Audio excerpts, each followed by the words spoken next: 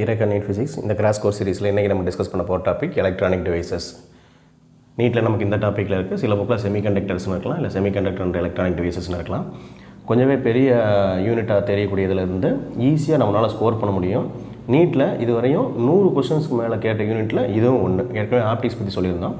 அந்த மாதிரி இந்த எலக்ட்ரானிக்ஸ் வந்தும் இதுவரையும் கேட்ட மொத்த கொஷின்ஸ் எல்லா வருஷங்களையும் சேர்த்து 100 கொஷின்ஸ்க்கு மேலே கேட்டிருக்காங்க. அவ்வளோ ப்ரீவியஸ் இயர் கொஷின்ஸ் இருக்குது. அந்த கொஷின்லாம் கேர்ஃபுல்லாக அனலைஸ் பண்ணி இந்த வீடியோ நம்ம பண்ணுறோம். இந்த யூனிட் கஷ்டமாக நிறைய பேருக்கு தெரிஞ்சாலும் இந்த யூனிட்லேருந்து கேட்கக்கூடிய 3 கொஷினையும் ஈஸியாக ஆன்சர் பண்ண முடியும். என்னென்ன பார்க்கணும், என்னென்ன டாப்பிக்லேருந்து கொஷின் கேட்பாங்க மட்டும் நம்ம ரொம்ப சூஸியாக இருந்து அதில் நல்லா கிளவராக ப்ரிப்பேர் பண்ணால் போதும். நான் சொல்கிறது ஃபஸ்ட்டு டாபிக் செமிகண்டக்டர்ஸ்லேருந்து ஒரு கொஷின் கேட்பாங்க. அந்த செமிகண்டக்டர்லேருந்து கேட்கக்கூடிய கொஷின் ரொம்பவே பேசிக் நாலேஜை செக் பண்ணுற மாதிரி தான் இருக்கும். புக்கில் உள்ள தியரிஸ் பார்த்தாலே போதும். நான் இங்கே செமிகண்டக்டர்ஸ் பெருசாக எதுவுமே சொல்லலை. பி டைப்புக்கும் என் டைப்புக்கும் உள்ள டிஃப்ரென்சஸ்ஸு, எங்கே பென்ட்ராவாலண்ட் மிக்ஸ் பண்ணுறோம், எங்கே ட்ரைவாலண்ட் மிக்ஸ் பண்ணுறோம், அதில் என்ன யூசஸ்ஸு, ஹோல்ஸும் எலக்ட்ரான்ஸும் எப்படி மூவ் ஆகும், அதில் தெர்மல் அஜிடேஷன் கொடுக்கும் போது, டெம்பரேச்சரை கூட்டி குறைக்கும் போது அதில் என்னென்ன சேஞ்சஸ் இருக்கும், இந்த மாதிரி தியரிஸ் ஏரியா மட்டும் நல்லா பார்த்துக்கிட்டே போதும். செமிகண்டக்டர்லேருந்து ஈஸியாக ஆன்சர் பண்ணலாம். லாஸ்ட் இயர் செமிகண்டக்டர்லேருந்து கேட்ட கொஸ்டின் எவ்வளோ ஈஸியாக இருக்கு பாருங்கள். கொஸ்டினை ரீட் பண்ணி பாருங்கள். இதில் பி டைப் செமிகண்டக்டரில் என்னென்னு கேட்குறாங்க. பி டைப் செமிகண்டக்டரில் ஹோல்ஸ் தான் majority carriers, holes majority carriers than electrons. அதே மாதிரி இது ட்ரைவாலண்ட் மிக்ஸ் பண்ணும் போது நமக்கு இது கிடைக்கிது. ஒரு பேசிக் ஐடியா தான், புக்கில் உள்ள தியரி தான். அதுக்கு முன்னாடி பாருங்கள், 2018 டெம்பரேச்சரை இன்க்ரீஸ் பண்ணும்போது பிஎன் ஜங்ஷன் எப்படி அஃபெக்ட் ஆகும் அப்படின்னு கேட்குறாங்க. டெம்பரேச்சர் இன்க்ரீஸ் பண்ணோம்னா என்ன ஆகும்? டெம்பரேச்சர் இன்க்ரீஸ் பண்ணோம்னா நம்பர் ஆஃப் எலக்ட்ரான்ஸும் இன்க்ரீஸ் ஆகும், நம்பர் ஆஃப் ஹோல்ஸும் இன்க்ரீஸ் ஆகும். ரெண்டுமே இன்க்ரீஸ் ஆச்சு அப்படின்னா கண்டிப்பாக ஃபார்வர்ட் பயாஸ்லேயும் ரிவர்ஸ்லேயும் ரெண்டுலேயுமே சேஞ்சஸ் இருக்கும் இல்லையா? ஃபார்வேர்டு அண்டு ரிவர்ஸ் ரெண்டுலேயுமே சேஞ்சஸ் இருக்கும். ரெண்டுலேயும் சேஞ்சஸ் இருந்தால் டோட்டலாக ஓவராலாக விஐ கேரக்டரிஸ்டிக்ஸு மொத்தமாகவே அஃபெக்ட் ஆகும். பேசிக் தியரி தான் இதுவும். இந்த மாதிரி தியரியிலேருந்து கேட்கல அப்படின்னா டயக்ராம் கொடுத்து, டயோடோட டயக்ராம் கொடுத்து கேட்கலாம். ஃபுல்லாகவே 2-3 வருஷத்தில் டயக்ராம் கொடுத்து கொஸ்டின் கேட்டிருந்தாங்க. அதில் இது பாருங்கள், 3 வருஷம் ரிப்பீட்டடாக கேட்டிருந்துருக்காங்க. 2017, 2006, 2000 ஒரே சிமிலராக சேஞ்ச் ஆகாமல் கேட்டிருக்காங்க. சரி, இதில் எது ஃபார்வர்ட் பயாஸை ரெப்ரசென்ட் பண்ணுது, இந்த 4 டயக்ராமில் எது ஃபார்வர்ட் பயாஸை ரெப்ரசென்ட் பண்ணுதுன்னு கேட்குறாங்க. அப்போ ஃபார்வர்ட் பயாஸை ரெப்ரசென்ட் பண்ணணும் அப்படின்னா ஃபார்வர்ட் பயாஸுங்கிறது என்னது? பி சைடு பாசிட்டிவாக இருக்கணும். பி சைடு எப்படி இருக்கணும்? ஹையர் பொட்டன்ஷியல் தேன் என் சைடாக இருக்கணும். பி சைடு பாசிட்டிவ், என் சைடு நெகட்டிவ் கொடுத்தா அதுதான் ஃபார்வர்ட் பயாஸ். அப்போ பி சைடு ஹையர் பொட்டன்ஷியல் இருக்கணும். இந்த 2ல் பாசிட்டிவ் சைடு எது, இந்த 4 ஆப்ஷன்ஸில் பாசிட்டிவ் சைடு எங்கே அதிகமாக இருக்குன்னு பாருங்கள். ஏ ஆப்ஷனில் பாருங்கள், பாசிட்டிவ் சைடு -4 இருக்குது, நெகட்டிவ் சைடு -3 இருக்குது. அப்போ -4 இதை விட இது கம்மியாக தான் இருந்திருக்கு. இதில் எப்படி பொட்டன்ஷியல் இருக்குது? இது -2ல் இருக்குது. ஆனால் இது என் சைடு பி சைடு, என் சைடு +2 இருக்குது. என் சைடு தான் ஹையர் பொட்டன்ஷியலாக இருக்குது. இங்கே என் சைடு ஹையர் பொட்டன்ஷியலாக இருக்குது. இது சி, இது 3 வோல்ட் இருக்குது, இங்கே 5 வோல்ட் இருக்குது. அகெயின் என் சைடு தான் ஹையர் பொட்டன்ஷியல் இருக்குது. டி ஆப்ஷனில் பாருங்கள், இது 0 வோல்ட் இருக்குது. இருந்தாலும் இது -2ஆக இருக்குது, நெகட்டிவாக இருக்குது. அப்போ பி சைடு தான் ஹையர் பொட்டன்ஷியலாக இருக்குது. அப்போ ஆப்ஷன் டி தான் கரெக்டாக ஃபார்வர்ட் பயாஸை ரெப்ரசென்ட் பண்ணக்கூடிய சர்க்யூட்டு. 2016 டயக்ராமேட்டிக் கொஸ்டின்ஸ் தான் கேட்டிருக்காங்க. ஒரு டயோடு கொடுத்துருக்காங்க. டயோடில் அந்த ஃபிகரில் பார்த்தீங்கன்னா தெரியுது, பி சைடு ஹையர் பொட்டன்ஷியலாக இருக்குது என் சைடை விட. அப்போ இது ஒரு ஃபார்வர்ட் பயாஸில் உள்ள ஒரு சர்க்யூட்டு. இது வழியாக கரண்ட் என்னன்னு கேட்குறாங்க. டயோட் த்ரூ கரண்ட் கேட்குறாங்க. ஃபார்வர்டில் ரெசிஸ்டன்ஸே சப்ளை பண்ணாது, டயோடு ரெசிஸ்டன்ஸ் கொடுக்காது. அப்போ கரண்ட் நம்ம எப்படி எழுதிக்கலாம்? Current potential difference by resistance. Potential difference எவ்வளோ இருக்குன்னு பாருங்கள். இது +4, டிஃபரன்ஸுங்கிறனால நான் மைனஸ் போட்டுக்கிறேன். -6 டிவைடட் பை 1K 1000 ஓம்ஸ்ன்னு போட்டுக்கலாம். அப்போ 4 + 10 ஆயிரும். இது பை 1000 இருக்கும். கட் பண்ணோம்னா 1/100 வரும். 1/100 எப்படி போடலாம்? 10⁻−2 ஆம்பியர். பொட்டன்ஷியல் டிஃபரன்ஸ் மட்டும் கேர்ஃபுல்லாக செஞ்சுக்கோங்க. இவ்வளோதான். இந்த மாதிரி தான் நமக்கு செமிகண்டக்டர்லேருந்து கேட்குறாங்க. ரொம்பவே பேசிக்காக ஈஸியாக இருக்கும். டிரான்சிஸ்டரில் ஸ்பெசிஃபிக்காக ஒரே ஒரு டைப்பு, அதுலேயும் 2-3 ப்ராப்ளம் ஃபார்முலாஸு தெரிஞ்சிருந்தால் போதும். அதுலேருந்து தான் ரெகுலராக கொஷின்ஸ் கேட்டுக்கிட்டு இருக்காங்க. டிரான்சிஸ்டரை பொறுத்தவரை நமக்கு காமன் எமிட்டர் டிரான்சிஸ்டர் அந்த டைப் தான் நமக்கு கொடுக்குறாங்க. மற்றதெல்லாம் போட்டு கன்ஃபியூஸ் பண்ணிக்கிட்டே இருக்க வேண்டாம். காமன் எமிட்டர் டிரான்சிஸ்டரில் நமக்கு தெரிஞ்சுக்க வேண்டிய ஃபார்முலாஸ் வந்து கரண்ட் கெயின், பீட்டாக்கான ஃபார்முலா. கரண்ட் கெயின் என்னது? Output current by input current, beta ஏசிக்கு. இதே மாதிரி வோல்டேஜ் கெயின் ஏவிக்கான ஃபார்முலா என்னது? Minus beta AC into output resistance by input resistance. Output ரெசிஸ்டன்ஸுங்கிறது இங்கே வந்து collector resistance by base resistance இல்லையா, இந்த கேஸுக்கு சிஇக்கு. அடுத்து வந்து பவர் கெயினுக்கு ஏபிக்கு கேட்பாங்க. அது வந்து beta into AV, current gain into voltage gain. இந்த 3 ஃபார்முலா தெரிஞ்சிருந்தால் போதும். ரிப்பீட்டடாக இதில் தான் கொஸ்டின் கேட்குறாங்க. ஒரே ஒரு டைப்பு சிஇ டிரான்சிஸ்டர்லேருந்து கேட்குறாங்க. இதில் வரக்கூடிய ப்ராப்ளம் எப்படி இருக்குது, எப்படி சால்வ் பண்ணலாங்கன்னு பார்க்கலாம். 2018 கேட்ட question common emitter transistor diagram கொடுத்துட்டு ஐபிஐசி கேட்டிருக்காங்க. அவருக்கு அடுத்து பீட்டா கேட்டிருக்காங்க கரண்ட் கெயின். ஐபிஐசி எடுத்தாலும் நம்ம பீட்டா கால்குலேட் பண்ணிடலாம். So IB current through base பாருங்கள், அதில் உள்ள ரெசிஸ்டன்ஸு, அதுக்கு என்ன வோல்டேஜ் இருக்குது. வோல்டேஜ் வந்து 20 வோல்ட் அப்ளை பண்ணியிருக்காங்க. எமிட்டர் வந்து காமன் ஆயிடுச்சு, எர்த் ஆயிடுச்சு. ஓகேவா? அப்போ அதில் உள்ள வோல்டேஜ் பை அதுக்கு அக்ராஸாக என்ன ரெசிஸ்டன்ஸு 20, அதுக்கு அக்ராஸ் ரெசிஸ்டன்ஸ் வந்து 500 கிலோ அப்படிங்கிறனால 10⁻³ நான் பண்ணிக்கிறேன். இந்த 10⁻³ மேலே கொண்டு வாங்க.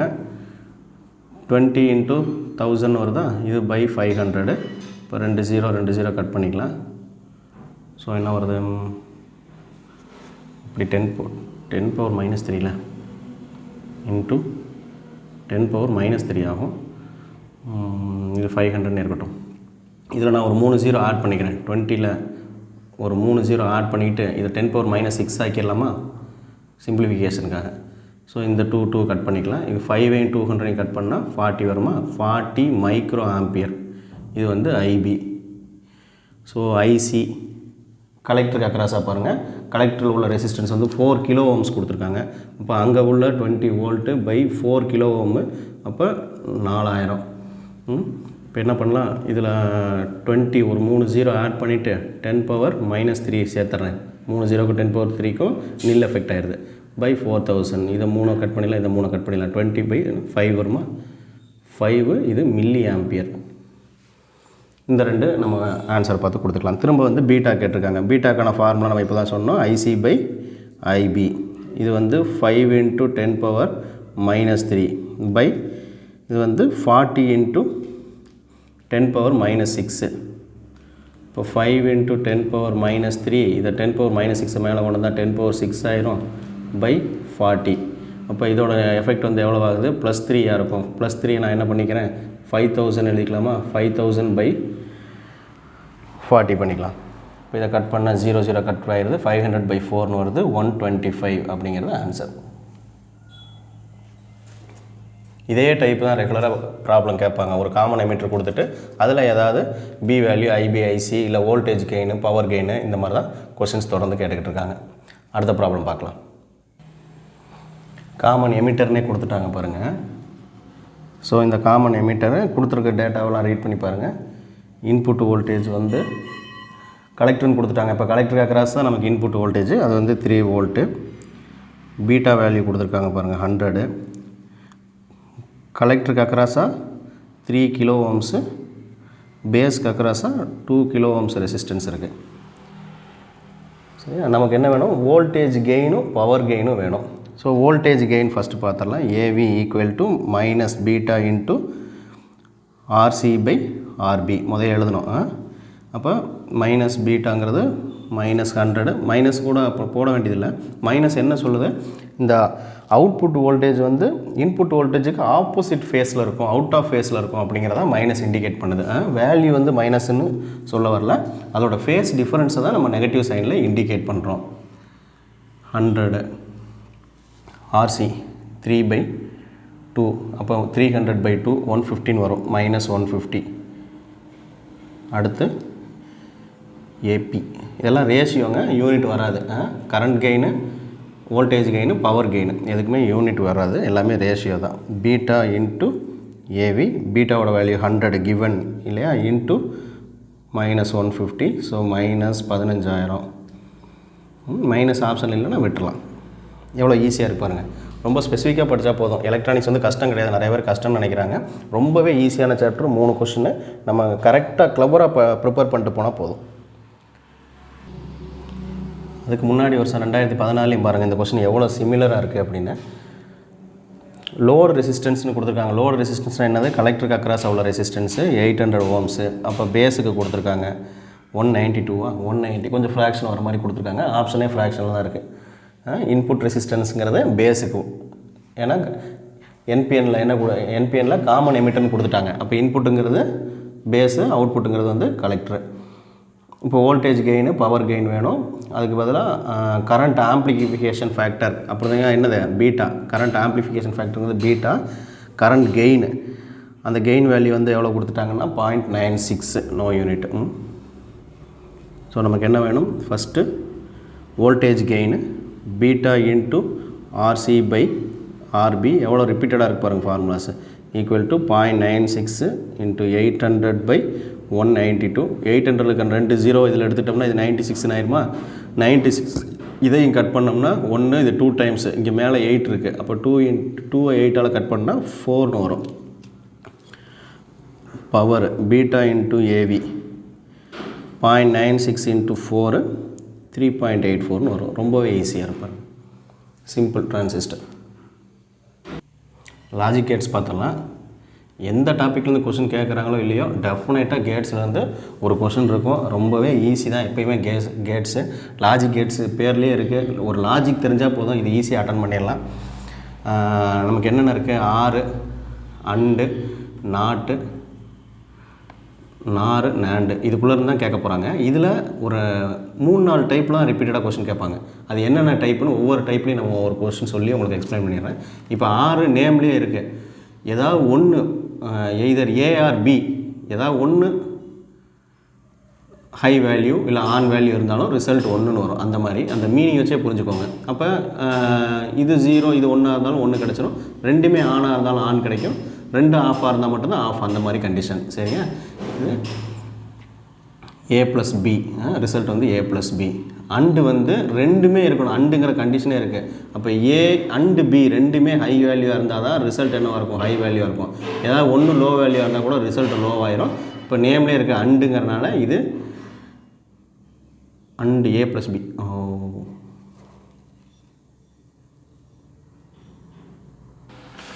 மல்டிப்ளிகேஷன் ஏபி நாட்டுங்கிறது என்ன கொடுக்குறோமோ அது ரிவர்ஸ் ஆகுது.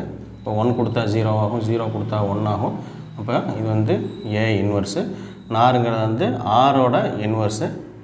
இப்போ ஏ ப்ளஸ் பிக்கு இன்வர்ஸு. அதாவது ஒரு ஆர் கேட்டும் நாட் கேட்டும் சேர்ந்தது. இது வந்து ஆர் ப்ளஸ் நாட் கேட்டு அந்த மாதிரி. இது வந்து ஆர் ப்ளஸ் அண்டு கேட்டு. லைட்டாக படிச்சிங்கன்னா கூட போதும் இந்த பூலியன்ஸு. ஈஸியாக இருக்கும். ப்ராப்ளம் வச்சு லேர்ன் பண்ணிக்கலாம் மீதி அப்படிங்கிறத. டயக்ராமேட்டிக் ப்ராப்ளம் கேட்பாங்க அடிக்கடி. லாஜிக் கேட்ஸில் டயக்ராம் கொடுத்து ப்ராப்ளம் கேட்பாங்க. எல்லா டைப்லையும் என்னென்ன டைப்பில் கேட்குறாங்களோ எல்லாத்துலேயும் ஒரு எக்ஸாம்பிள் ப்ராப்ளம் பார்த்துருவோம். லாஸ்ட் இயர் கேட்ட ப்ராப்ளம் பாருங்கள் 2019. இந்த டயக்ராமை எந்த கண்டிஷனில் வந்து இந்த எல்இடி வந்து க்ளோ ஆகும்னு கேட்குறாங்களா?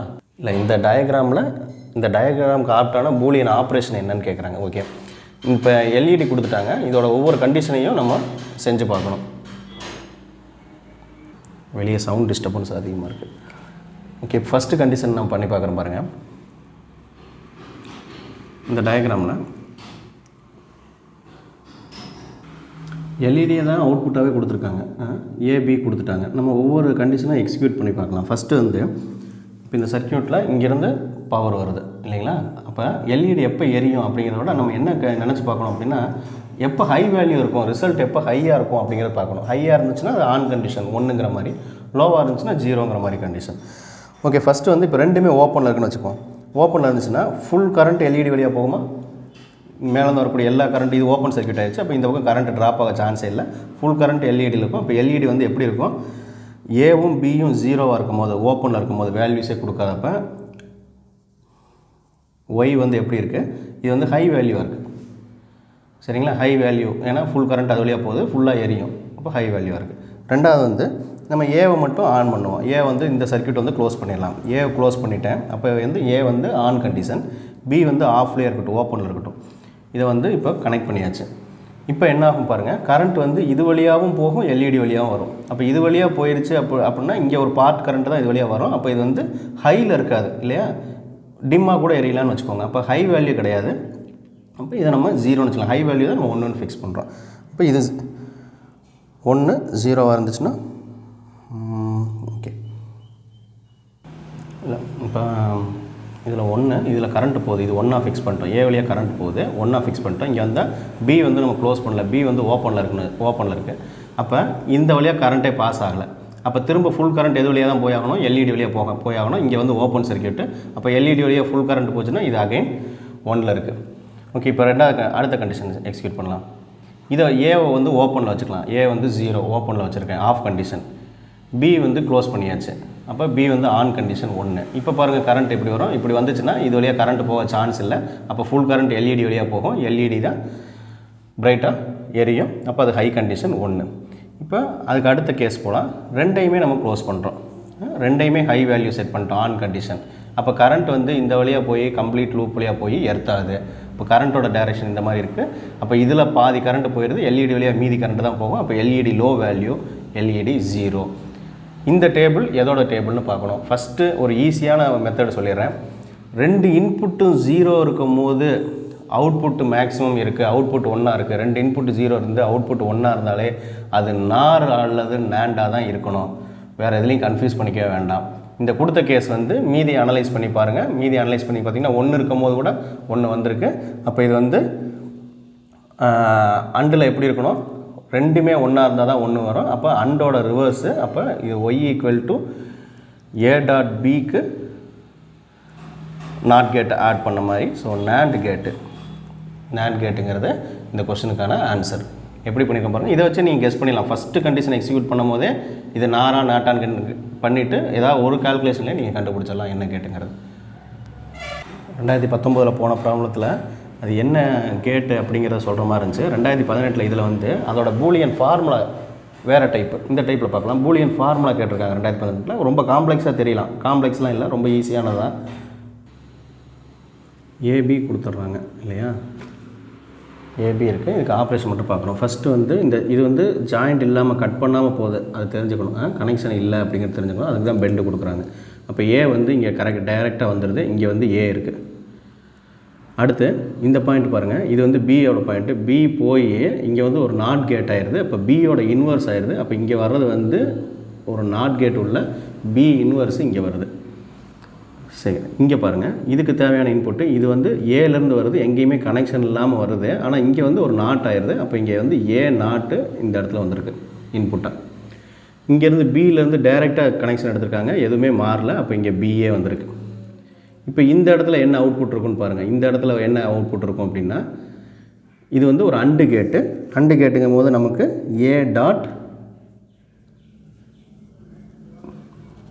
B reverse, B inverse. இந்த இடத்துல பாருங்கள், இது வந்து ஏ இன்வர்ஸுக்கு டாட் அண்டு கேட்டு தான் பிஏ வந்துடுது.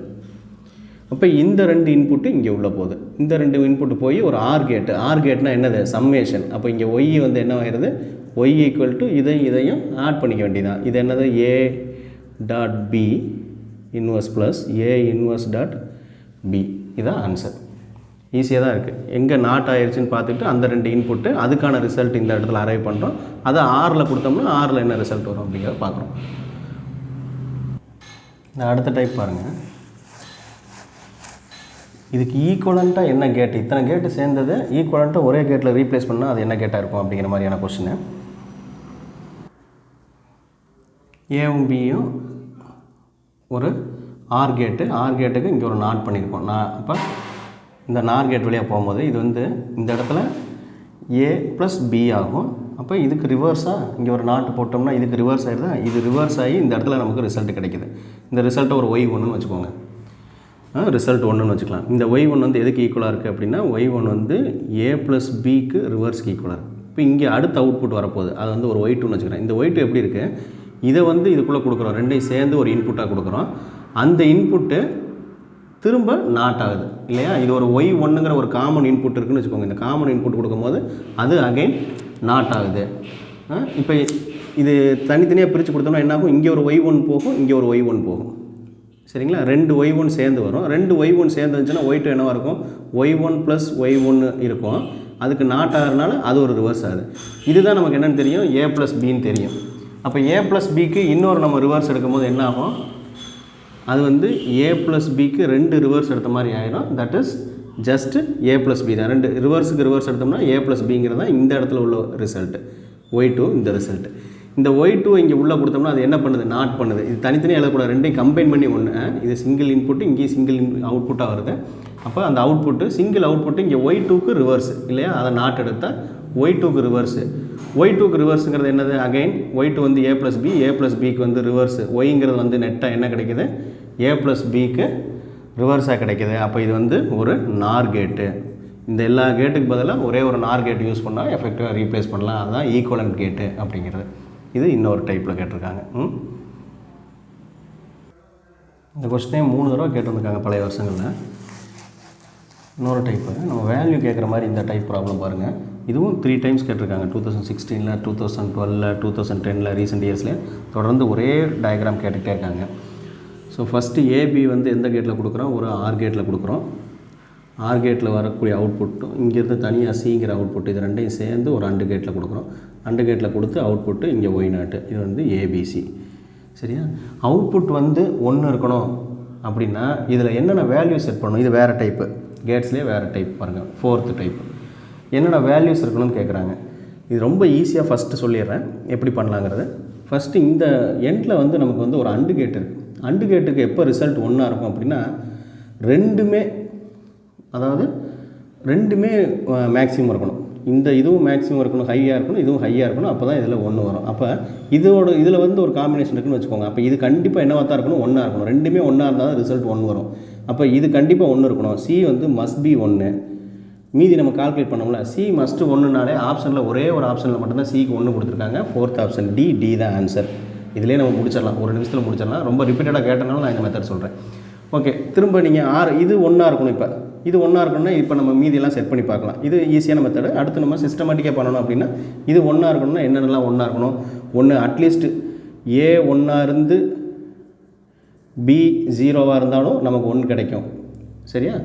அடுத்து ஏ 0 இருந்து பி 1 இருந்தாலும் நமக்கு ரிசல்ட்டு 1 கிடைக்கும். ஏன்னா இது வந்து ஆர் கேட்டு தானே. எய்தர் இது ஆர் இது, ஏ ஆர் பி அப்படிங்கிற மாதிரி. இல்லை ரெண்டுமே 1 இருந்தாலும் நமக்கு கிடைக்கும். அப்போ இந்த மாதிரி கேஸ் இதில் 1 கிடைக்கும். அப்போ இந்த இதில் என்னென்ன வேல்யூலாம் இருக்குது? சி தான் ரொம்ப மேட்சாக இருக்குது. ஏ 1 இருக்குது, பி 0 இருக்குது, சி 1 இருக்குது. சி கண்டிப்பாக 1 இருக்கணும். அது தெரிஞ்சிட்டாலே இந்த ஆன்சர் சால்வ் பண்ணிடலாம். ரொம்ப ஈஸியாக தான் கேட்குறாங்க. எலக்ட்ரானிக்ஸ் பார்த்து பயந்துக்க வேண்டாம். 3 கொஸ்டின் கேட்டாலும் 3 கொஸ்டின் ஈஸியாக பண்ண முடியும். செமிகண்டக்டரில் தியரிஸ் நல்லா படிக்கணும். என் டைப்பு, பி டைப்பு, இன்ட்ரின்சிக்கு, எக்ஸ்ட்ரின்சிக்கு, அதில் என்னென்ன டோப்பிங் மிக்ஸ் பண்ணுறதுல என்னென்ன இருக்குது அப்படிங்கிறதெல்லாம் தியரி பார்ட் நல்லா பார்த்துக்கணும். டிஃப்ரென்சஸ் நல்லா பார்த்து வச்சுக்கணும். சிஇ டிரான்சிஸ்டரை பொறுத்தவரை சிஇ டிரான்சிஸ்டர், அதில் current gain, voltage gain, power gain, இந்த 3 தான் நல்லா ரிப்பீட்டடாக நல்லா சால்வ் பண்ணி தெரிஞ்சு வச்சுக்கணும். லாஜிக் கேட்ஸில் என்னென்ன டைப் இருக்கோ எல்லாமே பார்த்துட்டோம். இந்த 3லேருந்து கண்டிப்பாக 3 கொஸ்டின் வரும். 3 கொஸ்டின் உங்களால் அட்டன் பண்ண முடியும். நல்லா ப்ரிப்பேர் பண்ணுங்கள்.